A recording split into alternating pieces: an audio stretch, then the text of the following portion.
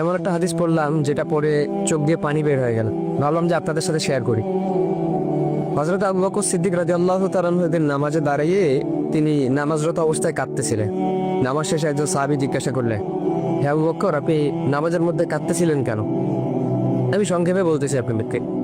তো তিনি বললেন যে আমি নামাজের মধ্যে এমন একটা আয়াত আমার স্মরণ হয়েছে, যেটা স্মরণ হওয়ার পরে আমি কাঁদতেছিলাম। কি আয়াত? যে সেই আয়াতের অর্থটা হচ্ছে যে আল্লাহ পাক রব্বুল আলামিন বলতেছেন যে আমি তোমাদেরকে জান্নাত দিয়ে দিলাম, বিনিময়ে তোমাদের কাছ থেকে আমি জানমাল নিয়ে নিলাম। তো সাহাবী বলেন যে হে আবু বকর, এটা তো একটা খুশির সংবাদ যে আল্লাহ পাক আমাদের জানমালের বিনিময়ে আমাদেরকে জান্নাত দিয়েছেন, তো আপনি কাঁদতেছেন কেন?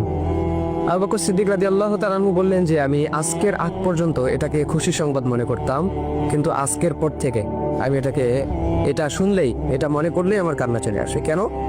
যে তুমি তো জানো আমার একটা কাপড়ের দোকান ছিল। আবু বকর সিদ্দিক রাদিয়াল্লাহু তাআলা আনহু বলতেছেন ওই কাপড়ের দোকানে অনেক কয়েকদিন আগে একজন মহিলা কাপড় নিয়ে গেছিল। তো হঠাৎ করে সে আজকে ফিরে আসছে কাপড় নিয়ে, এসে আমাকে বলতেছে যে তুমি তোমার কাপড় ফিরিয়ে নাও, আমার টাকা আমাকে ফেরত দিয়ে দাও। আবু বকর সিদ্দিক রাদিয়াল্লাহু তাআলা আনহু বললেন যে আপনি তো অনেক আগে কাপড় নিয়েছিলেন, এখন ফেরত দেওয়ার কারণ কি? এই মহিলা বলতেছে তোমার কাপড় আমার পছন্দ হয়নি, এজন্য তুমি তোমার কাপড় তোমার কাছে রেখে দাও, আমার টাকা আমাকে ফেরত দাও। আবু বকর সিদ্দিক রাদিয়াল্লাহু তাআলা আনহু বলতেছেন আমি কাঁদতেছি এটা ভেবে, কিয়ামতের ময়দানে সবাইকে যখন উলঙ্গ করে দাঁড় করানো হবে, সেদিন যদি আল্লাহ পাক রব্বুল আলামিন আমাকে বলে যে আবু বকর তোমার জানমাল আমি তোমাকে দিয়ে দিলাম, বিনিময়ে তুমি আমার জান্নাতকে আমার কাছে ফিরাই দিয়ে দাও, সেদিন আমি আবু বকরের হালত কি হবে? সেদিন তো আমার বড় ক্ষতি হয়ে যাবে, আমার তো কোনো কিছু করার থাকবে না সেদিন। এজন্য প্রিয় ভাই, এই হাদিস থেকে এতটুকু শিক্ষা যে আল্লাহ পাক রব্বুল আলামিন আমাদেরকেও যদি কিয়ামতের দিন বলে যে তোমাদের জানমাল তোমাদেরকে ফিরিয়ে দিলাম, বিনিময়ে আমার জান্নাত আমাকে তোমরা ফিরিয়ে দাও, সেদিন আমাদের কি হালত হবে? কারণ আল্লাহ পাক রব্বুল আলামিন যদি বলেন যে তোমার সালাত, তোমার নামাজ, তোমার রোজা, তোমার হজ, তোমার যাকাত, তোমার জিকির আজগার কোনো কিছু আমি আল্লাহ পাক রব্বুল আলামিনের দরবারে পছন্দ হয় নাই, সুতরাং তোমার জানমাল তুমি তোমার কাছেই রাখো, আমার জান্নাত আমার কাছে ফিরিয়ে দাও। তো আপনি ভাবেন তো, অনুভব করেন তো যে সেদিন আমাদের হালতটা কি হবে? সেদিন আমরা কোথায় যাব?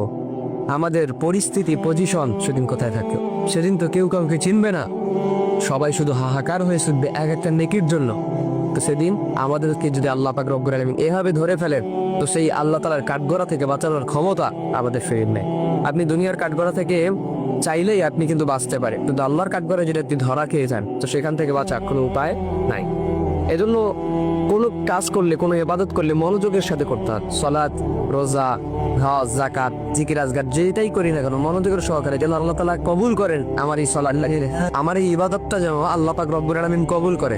তো সেই দিকে লক্ষ্য করে আমাদেরকে ইবাদত করতে হবে। আল্লাহর সন্তুষ্টি আমাদেরকে অর্জন করতে হবে। আমাদের মূল টার্গেট হতে হবে জান্নাত লাভ করার।